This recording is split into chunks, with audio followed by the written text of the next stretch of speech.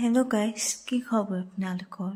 মই ভালে আশা কৰোঁ আজি ভিডিঅ'টো চাই ভাল পাব আপোনালোকে। আমি গৈছিলোঁ আজি মন্দিৰ, মুক্তেশ্বৰ দেৱালয় মন্দিৰ। বহুতেই ভাল লাগে যায় আৰু তাতে মা মনসা লগতে শিৱ গোসাঁই বিষ্ণু মন্দিৰ সকলো আছে। বহুত ভাল লাগে, বেছি ভাল লাগে আৰু তাতে বহুত নিজান ঠাই হয়।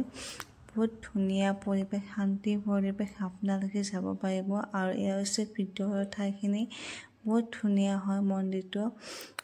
আপোনালোকে যদি যাব বিচাৰে তেন্তে মই কওঁ, এয়া হৈছে হৰিচিঙা অম্বাগাঁৱৰ মন্দিৰ হয়।